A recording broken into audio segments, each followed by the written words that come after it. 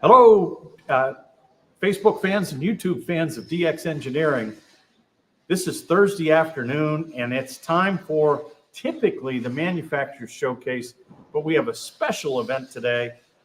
We have two very nice guests with us. It's Mark, M0DXR, and Georgina, M6YGL from London. Hello, Mark and Georgina. Hi, Tim. Great to be here. Hi, Tim. It's great to have both of you. And Mark is the chairman of WRTC 2026. Mark, tell us about the event. Well, WRTC is the World Radio Sport Team Championship. It's the Olympics of amateur radio contesting, and it changes host venue, host country every 4 years. The United Kingdom are delighted to have been awarded the hosting rights for 2026, and we're looking forward to welcoming teams from all over the world to take part in this wonderful event. So, Mark, we're very supportive. DX Engineering has been involved in many WRTCs, and we're looking forward to being involved in this one as well. Georgina, what is your part in WRTC? So I am the Director of Hospitality, and I'm looking at the HQ venue and also looking after the whole program and making sure everyone feels welcome. And that is a big job. That is a really big job. So let's talk a little bit about what makes WRTC special.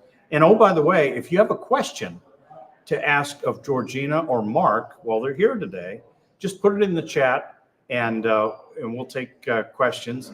Mark, what about making these stations all the same so you have an equal playing field? Let's talk about that. That's a really important aspect. So we will be ensuring that all stations will have exactly the same antennas on the higher bands, the low bands. They will be exactly the same height. And it's also very important that the stations are located in the same geographical region with the same terrain characteristics, so that you're not putting a station on a hill or in a valley. It's nice flat land with good horizons, and everyone is equal. And if we can provide those sort of key fundamentals to all 50 stations, then they all have an equal chance of doing very well. Well, that is a hard job. It's a hard job, and I know you have a team that you're working with. Talk about the team. We've got a wonderful team. So in charge of the stations, specifically on that topic, is the responsibility of Andy, G4PIQ, who's a big contester. He is a key member of the Mike 6 Tango multi station in England. And Andy, he lives in the area, in fact, right in the prime area of where the stations will be on the East Coast. So Andy will be selecting these sites. We'll probably have a mixture of site clusters consisting of 3 or 4 stations in a cluster. And there'll be some which will be on their own in a more remote location, far away from other stations. But they'll all be within roughly probably about 100-kilometer radius, I would say, something like that. So neither will have a big advantage over the others. Also on the team, we have Steve, M1ACB, who is the Director of Volunteers. We need a lot of volunteers to come forward and help us in everything from managing the sites, helping out with keeping the stations going over the contest period, to driving operators to the stations, helping out with IT and log checking and all these aspects. We have also our Vice Chairman, who is Lee, G0MTN, who also will be serving as the Director of Rules. So he's responsible for putting the competition qualification criteria together and the rules for the competition. We obviously have Georgina, who is here as Director of Hospitality. We have Fred, G4 Bravo Whiskey Papa, who's looking after our finance. So he's going to be making sure that we're spending money wisely and that we've also got money coming in to help.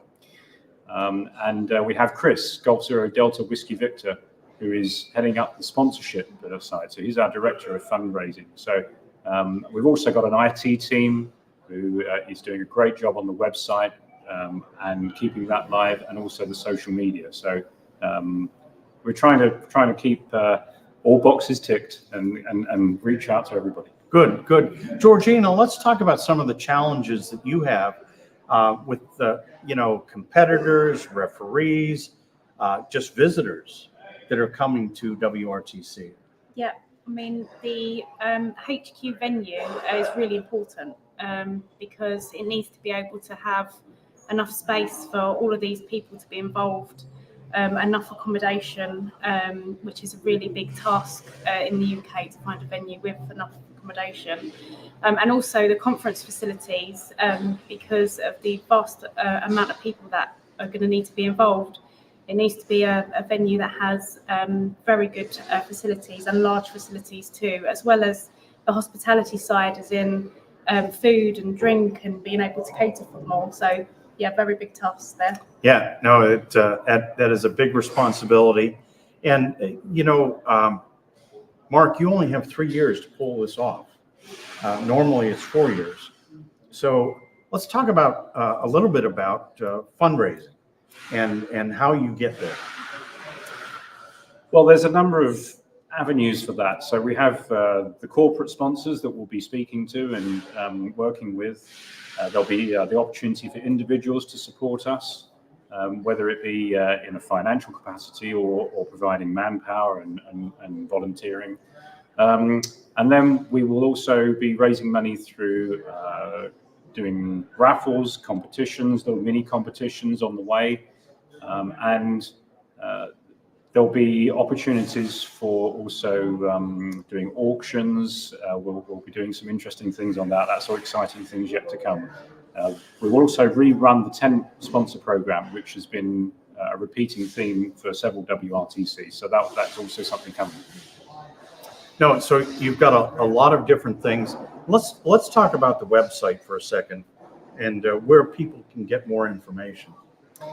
Yeah, so our website is WRTC2026.org. So on there you'll find information about what WRTC is, what it's all about, what the UK specifically will be doing to bring it to the world in 2026. There's a sponsorship page link on there where we list all of our individual and corporate sponsors. And if you'd like to or are able to get involved in that way, please visit that page. And we also have details on the team. There's some information on the qualification criteria. We have some videos to answer questions about what there may be on that qualification criteria and the competition itself.